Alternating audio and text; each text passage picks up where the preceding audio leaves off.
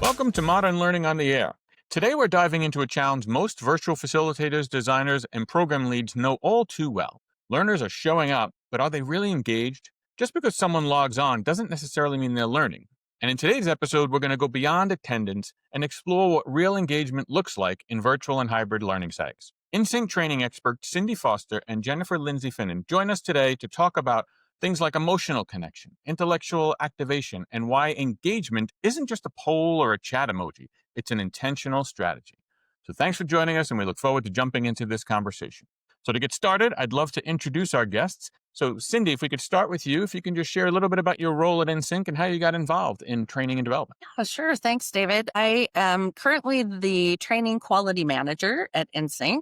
I've been with InSync for about 15 years, going into my 16th year here. And I was a reluctant virtual trainer initially. I was face to face for many years and got approached to move into virtual. And I said, no, thanks. I don't get it. I don't want to. I don't understand how that works if I'm not in the room with people. But luckily, I said, why don't I give it a try? So I did. And 15 years later, I'm here because I think that it can be as effective or more, but it has to be intentional. So we'll get into that more today, but that's how I arrived here. Excellent. And Jennifer, welcome. Tell us a little bit about yourself. Yeah, I'm in Perth in Scotland, and I've worked in learning and development for quite a few years now as well. I started out face-to-face as a face-to-face trainer too, and I absolutely loved actually seeing those light bulbs pop up around the room as people started to connect, with the content.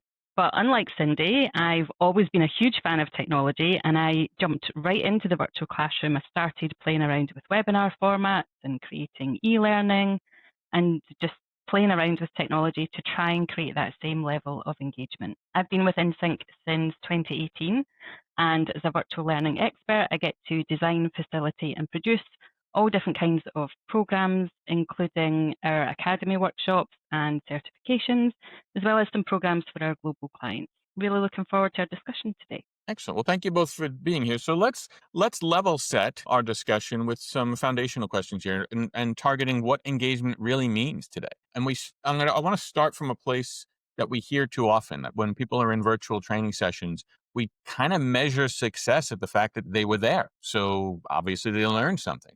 And obviously there's more to it than that. And I want to hear from each of you around how you define engagement beyond just the fact that people were there and they participated. Jennifer, we'll start with you for that question. Well, thanks for asking that question, David, because I think it's a really important one because, as you say, so many people confuse it with interaction or even enjoyment. But it's much more than that, and it's so important because we know that engagement is directly related to learning outcomes. So we need to get it right. So our research is all around engagement, and we established the Inquirer Engagement Framework based on all of the research that we've done on it. It's grounded in neuroscience and cognitive psychology. So I think that's really important for me, that engagement is a real thing. It's based on science. It's not just something that we've made up, or it's not just our gut feeling about whether it's working. We can actually measure it. So I think it is really important to define it. And Cindy, your thoughts? Yeah, well, I like the way that you said that, well, the learners were there, so it must have worked. They must have learned something just by showing up. I know that for many years, Jennifer Hoffman has said, talking isn't training and listening isn't learning. And that's it for me. Engagement goes way beyond just showing up. It's about connection, and it's about curiosity. It's about what people contribute. Because when they're not, I'm a really visual person. So I think about it that when they're really engaged, they're really connected, they're not just logging into a platform, they're leaning in. Right? They're curious. They're asking questions. They're sharing their experiences. So as Jen mentioned, the way we define engagement is we have the three dimensions of engagement that we'll talk about a little bit more. But when learners are thinking and they're sharing and they're applying and hopefully they're smiling and enjoying themselves, then that's when we know that they're not just present, but they're invested. And we know that in our organizations that we work with, that which gets measured matters. And I think you've both been in this field for a while. You've been working with a number of different organizations through your work with InSync. What are some of the outdated engagement tactics that we see people still doing. Like I know a lot of people when I've spoken to about it, they say, "Oh, we know it was engaging because they completed 3 polls." And that's the kind of stuff that sometimes holds us back. When we talk about the metrics around engagement, what are some of the things that you look at that people often use in that space that aren't really engagement metrics? Well, for me, it's got to be about the webcams, right? So many people still say that they need to, so many facilitators still say that they need to see the learners. I need to see you on camera, then I know that you're engaged. But I think, since 2020, we've all perfected that face of, yeah, I'm listening while we're doing a million different other things. So it doesn't mean for a second that they're engaged. And I really do think that with practice and by learning how to use the tools effectively, you can see beyond that. So even if no one's ever on webcam, you can still see if your learners are engaged. Yeah.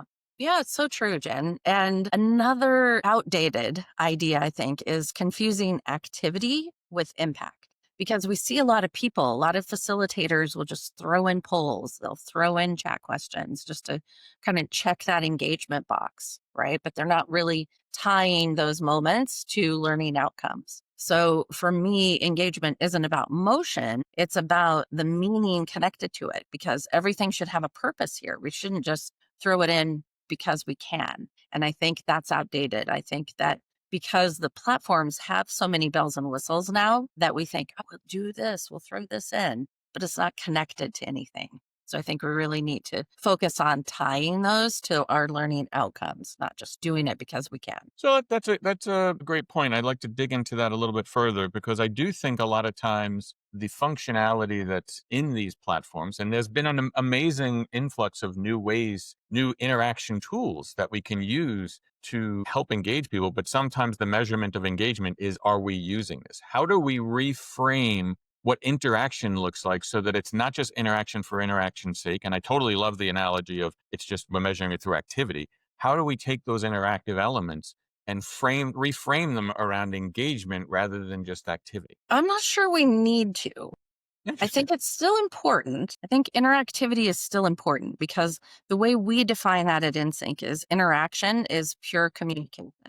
That's important because we're not in the room together, because webcams may be on or may be off. And as Jen said, that's not a good indicator of engagement anyway. But I can't, I'm not there. I can't see everyone's nod, right? I can't see that they've got that light of recognition on their face. So the tools are helpful for that. I don't think that we should necessarily reframe interactive or interaction to mean something more. I think we just need to put it in its place. That interaction is important so I can see the learners. Give me a green check for this. Type in the chat here, right on the whiteboard there.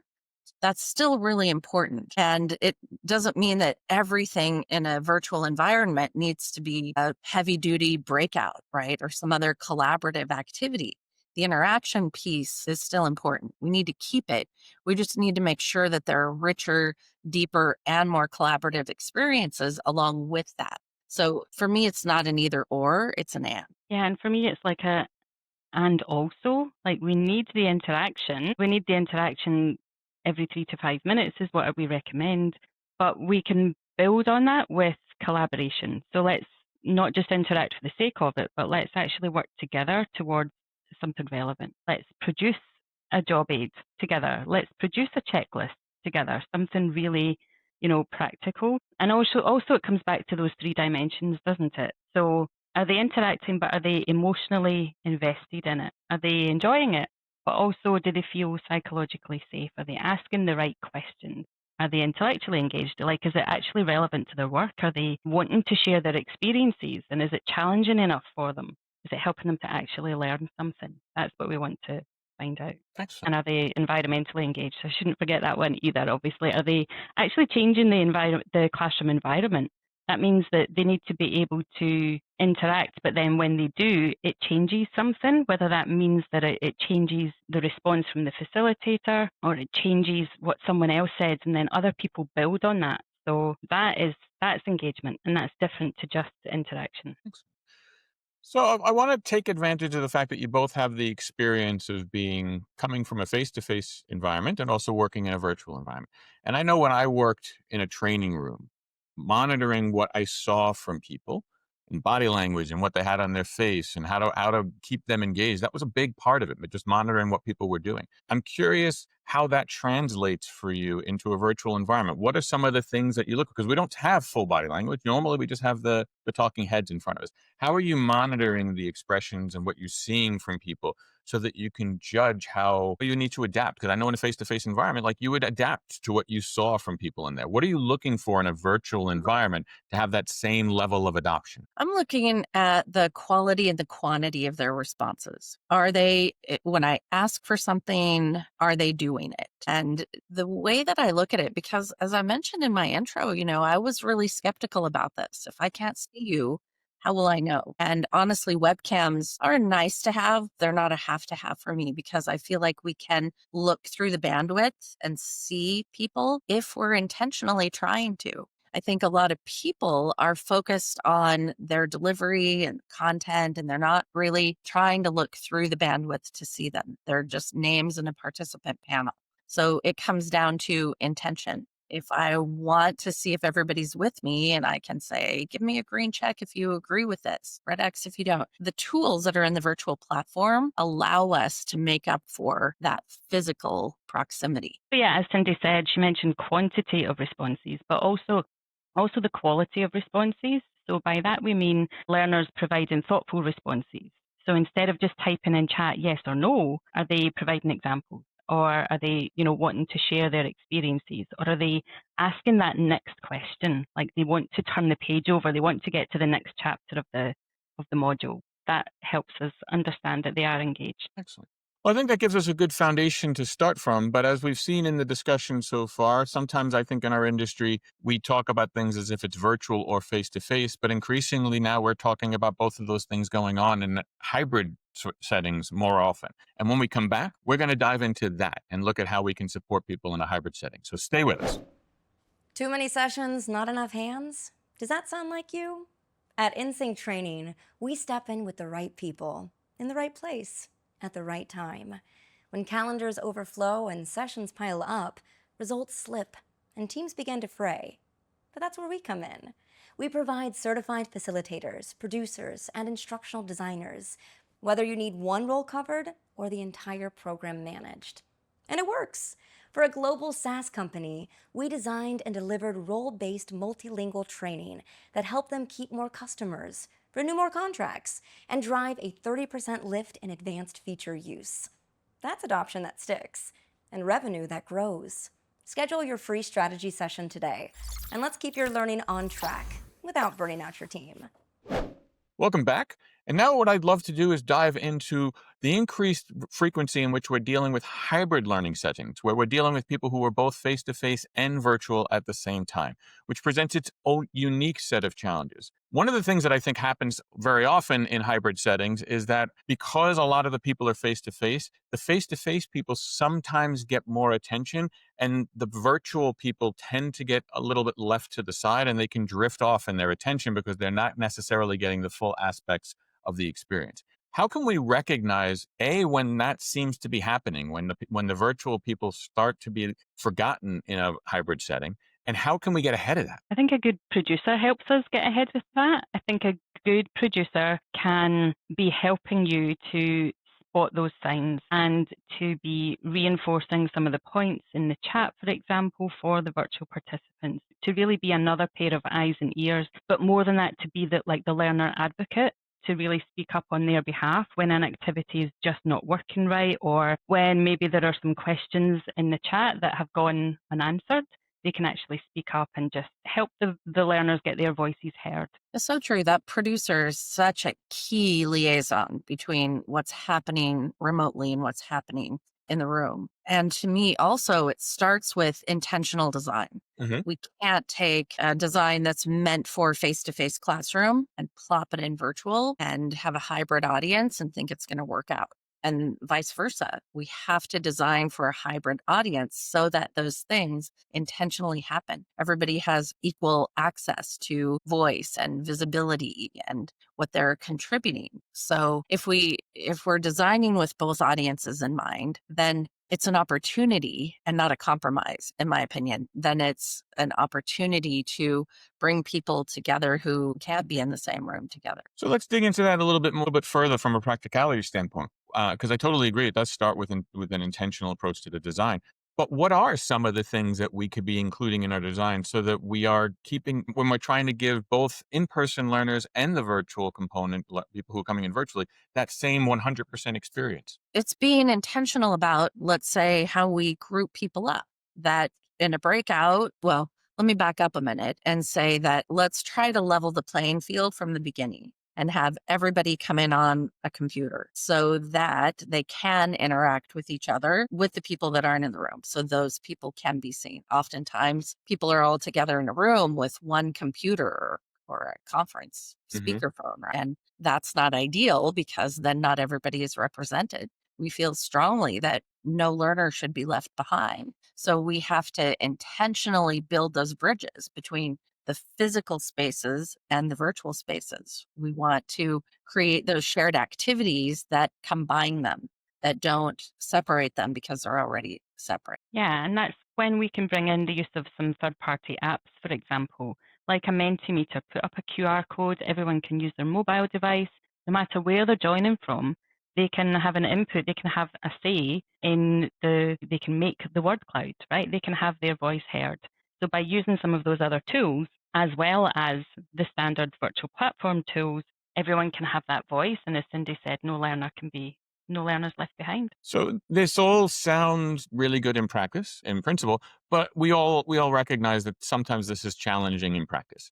And what are some of the things? Maybe there are some examples in your experience that you can share where you're dealing with a hybrid setting and you recognize that there's this separation between the two groups, that you're starting to feel that divide.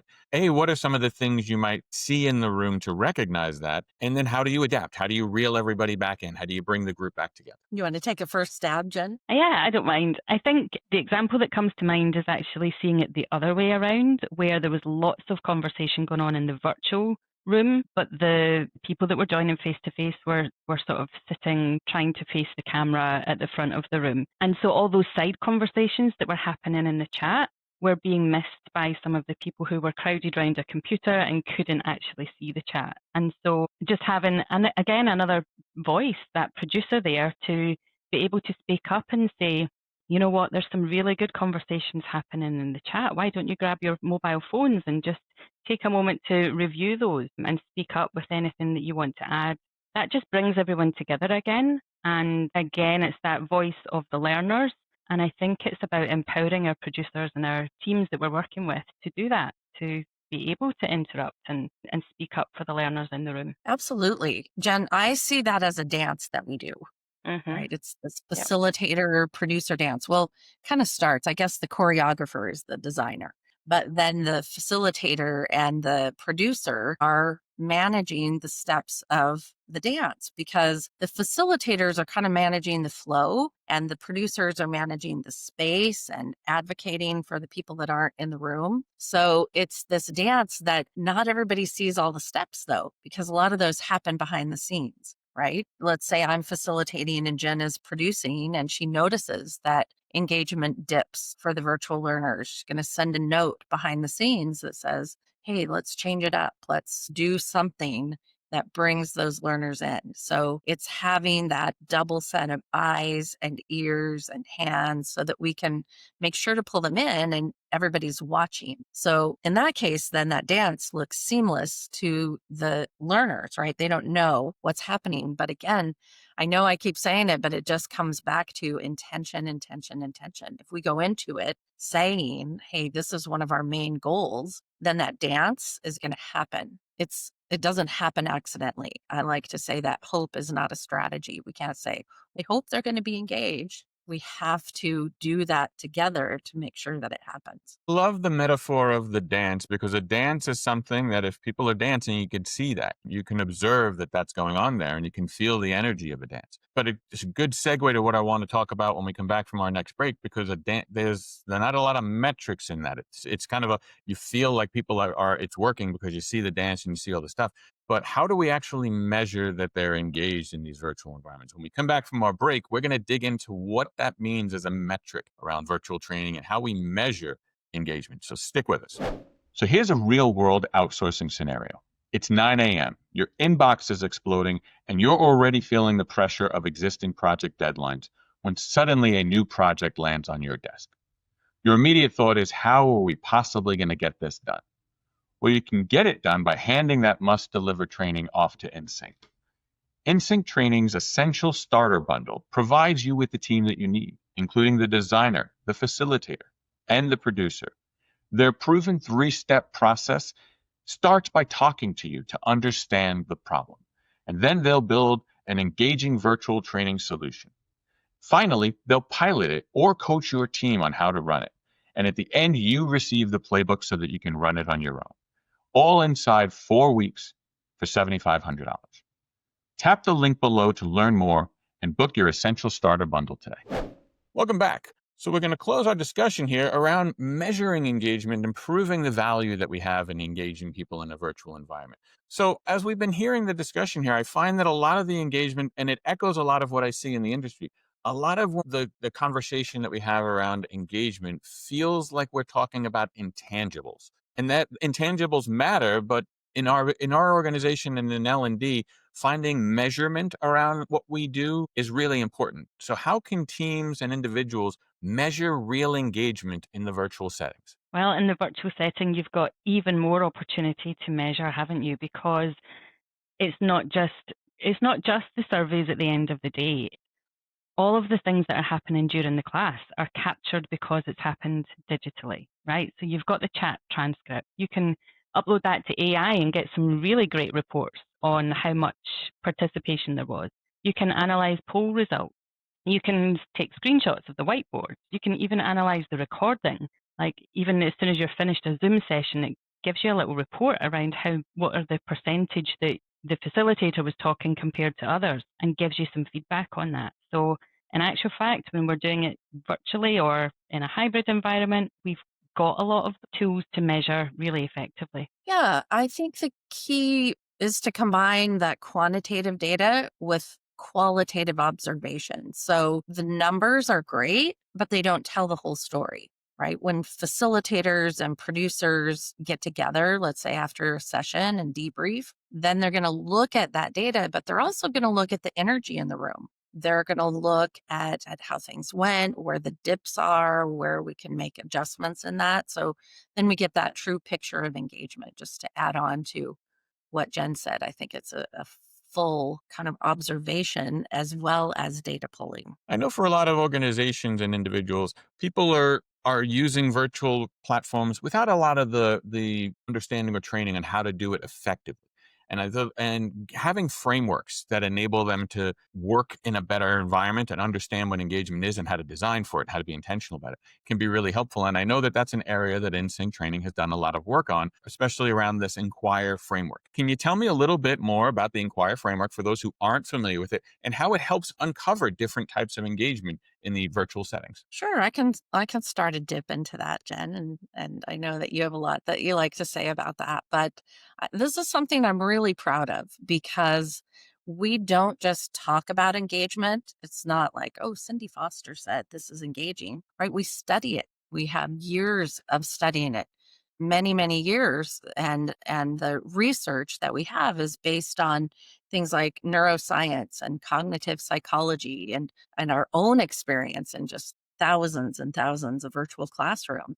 The Inquirer Engagement Framework helps us move beyond this idea that engagement is just participation, but it talks about the 3 ways that we can engage people and the ways that we can measure engagement. And Jen touched on this a little bit earlier. I'll let you go more into it, but with the environmental and the intellectual and the emotional components of it gives us that full picture of engagement, right, Jen? Yeah, absolutely. Yeah, and it drives everything that we do from the design, the facilitation, and our producers. Everybody's aware of the Inquirer Engagement Framework, and having those 3 dimensions and having robust rubrics where we can do our observations and check about the engagement in detail means that we know that our sessions are engaging. They're not just fun or they're not just interesting, they're actually engaging. So it's about the emotional engagement. How do learners feel about it? And yeah, that means they should be enjoying it, but they should also feel comfortable to ask questions, comfortable to share their experiences, share their challenges, stop the facilitator halfway through and say, I don't understand what you're talking about. That's not an easy thing to create, that safe space, especially if you don't know everyone, but that's what we're aiming for.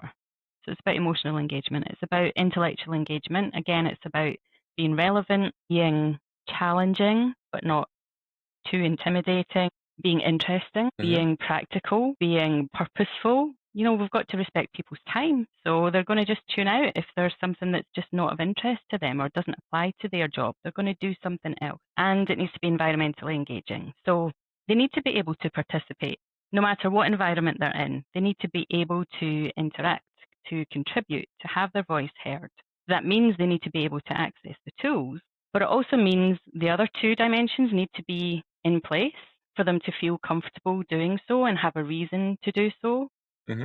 And environmental also means environmental engagement is everything apart from the actual learner. So that means not just the technology, but also the facilitator and the other learners. So we're trying to create that environment where it's ideal for anybody to speak up about anything at any time, right? And when they do, that changes the environment. Other people can then build on that. The facilitator can go down that path if they want, or that the facilitator can use those examples and share those stories, change the lesson because of that. Does that help? It does. I'd like to dig into it a little bit further, just because being familiar with the framework, coming into it without having been, when I first came encounter to it, it sheds light on things that I hadn't considered before. And you've both put this into practice in many ways over the years. And I'm just kind of curious, in your experience using this framework with clients all around the world, what are some of those aha moments that you've had or the clients have had as you've presented this to them and helped them harness the real potential of virtual learning in hybrid environments? Did you get in my brain and know the thing I wanted to add to what Jen was saying, David? Absolutely. Yeah, because I was thinking that what I love about this is it gives people something to grab onto. You know, I could say, hey, David, your sessions really need to be more engaging. Okay. Well, I can try to be more entertaining. I can do a little soft shoe or just, song and dance kind of thing. What does it mean? But when you can give that to someone in that framework, then they can look at it and say, okay, anything in the environment that we can do to help them be more engaged, anything that we can do to create that emotional connection. And for me, that's one of the things that often gets tossed because we're all racing the clock. We all have so much content to deliver in the little bit of time that we have to deliver it, that what gets tossed? Introductions, energizers, icebreakers, those connection points that organically happen when you're in the room with other people. We toss them. Well, then we're leaving out one of those important dimensions. So if somebody's looking at kind of trying to diagnose why their sessions are not engaging, then we're giving them something tangible they can look at in those three dimensions. I do have an example from yesterday, actually, that illustrates this. So, at the start of a session, you might have some kind of warm-up question. And how many times have you been on a webinar and the warm-up question is, tell us where you're joining from in chat, right? There's still silence, but you can see that the chat's working and everyone's saying, okay, we'll start in 3 minutes time, we'll start in 2 minutes time. Well, the session I was on yesterday, I was working with a great producer who asked a much better warm-up question. In fact, she did ask about location. Tell us where you're joining from in chat. But then she was talking to people as they were arriving. And so she commented on something in someone's background. Like, say, Cindy, that's a beautiful picture you've got behind you. Tell me about that. As they were talking, other people were adding their locations in chat. She noticed that someone else was in the same city as the person she was talking to. And so she said, oh, David, you're right beside Cindy. Have you actually seen that picture in real life? And brought him into the conversation. So that warm-up became much more than just a tech check. It was much more than just a roll call of where people were joining from. She checked the audio, yes, because she heard from everyone. but she also worked connecting the learners straight away and setting the tone for the whole class. So tick, tick, tick, environment, intellectual and emotional, all done in one warm-up. It's beautiful, Jen, because then people are connected right from the start. Exactly. Tell me they're not going to pay more attention when they feel valued and recognized. And those are great practical examples of how the framework works in practice. And if you want to check out the framework for yourself, I encourage you to visit our website, insynctraining.com, where you can get all of the details there. Well, Cindy and Jennifer, this has been a really fascinating discussion around engagement. One of my takeaways from this discussion is that it's not something that just happened. It's not about just using interactive tools. It's an intentional strategy. It's something that we're being very intentional about being inclusive, about being measurable. It's in here. And you've given us a lot of great things to consider as we adapt this in our own practice. So I want to thank you both for being guests here on Modern Learning on the Air. Having us. Thanks, David. And to our listeners, if you want to go deeper into the strategies that we've talked about here today, like designing inclusive experiences, sustaining engagements in hybrid settings, and measuring what really matters in a virtual environment, be sure to visit insynctraining.com/webinar. That's where you can register for the upcoming webinar where we'll expand on the themes that we've discussed here today with real-world examples and practical tools that you can start using right away. Spots for the session are limited, so head to insynctraining.com/webinar to save your seat today. And if you're enjoying these conversations, make sure you follow or subscribe to Modern Learning on the Air so you never miss an upcoming episode. We'll be bringing you thoughtful discussions on the evolving world of learning, leadership, and performance. Thanks again for joining us, and we'll see you next time. Thank you for tuning into Modern Learning on the Air. For all your training and services needs, visit us at insynctraining.com. And don't forget to sign up for our monthly webinars, where we cover key topics and trends in the learning and development space. Until next time, keep learning and keep growing.